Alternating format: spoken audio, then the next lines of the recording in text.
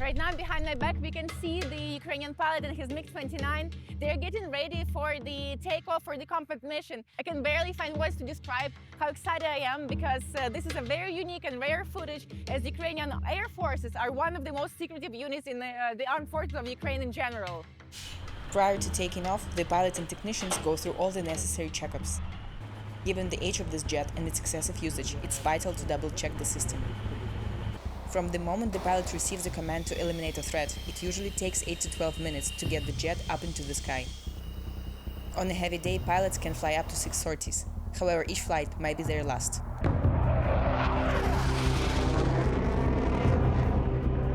Artem is a highly experienced Ukrainian fighter pilot, but even after 6 years on the job, he's full of emotions before heading into combat. It's a burst of emotions, a mixture of joy, sadness, and the want for revenge. But above all, the will to win, the feeling that you are confident in your work, actions, and victory.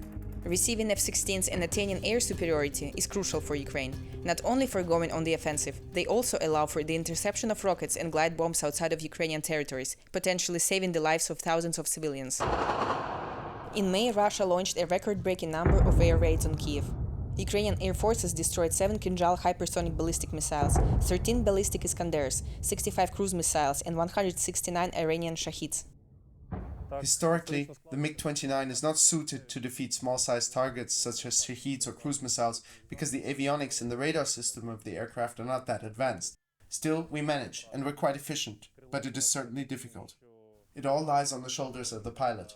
He has to detect these targets via eyesight, and it's the pilot who has the final say on whether to eliminate the target or not, although he may not know for sure what he's seeing. While Ukrainian pilots are doing the impossible, being outnumbered and flying outdated jets, Russia is attacking with new, more powerful machinery. For example, the MiG-29, Ukraine's main fighter jet, has a radar detection range between 70 and 85 kilometers against fighter jet-sized targets. It can track up to 10 targets simultaneously. In comparison, the Russian MiG-31BM is equipped with a radar that detects targets within 155 kilometers, including cruise missiles. Absolutely, the F-16s will make us stronger. Right now, even when we operate with what's available, being outnumbered and outdated in terms of technology, we still manage. If we at least equalize our capabilities in terms of detection and attack, I'm more than sure that this will lead to them being pushed far, far beyond their borders, nowhere close to ours. The MiG-29 and F-16 were two iconic jets of the Cold War era. At some point back in the 80s, they were comparable in their characteristics. The MiG-29 was primarily focused on air superiority missions. It was designed to have a significant advantage in close-range dogfights. The developers of the F-16 adopted a more balanced approach, emphasizing versatility and the ability to operate in a wide range of missions. As we can see, we have a great number of controls, a lot of switches that allow us to launch, prepare or deploy weapons. One of the most important devices is the warning system, which allows us to roughly understand from where the enemy is coming and intends to attack us, or from where the missile is coming. Since this system is outdated, we, unfortunately, cannot detect the whole variety of weapons the Russian Federation is using against us. Everything is quite primitive, old, and time has not been kind to it, unfortunately. But still, it works. We use it, because we already have a lot of knowledge in dealing with these weapons, and somehow we manage. The United States was greatly invested in pilot safety and comfort. They abandoned analog instruments and switched to multifunctional screens.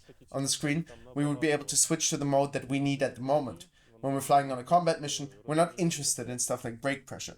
We'd rather have information about the target or the enemy's weapons. And again, the F-16 systems are much more advanced. They give us an understanding of what is coming from where and where it's heading.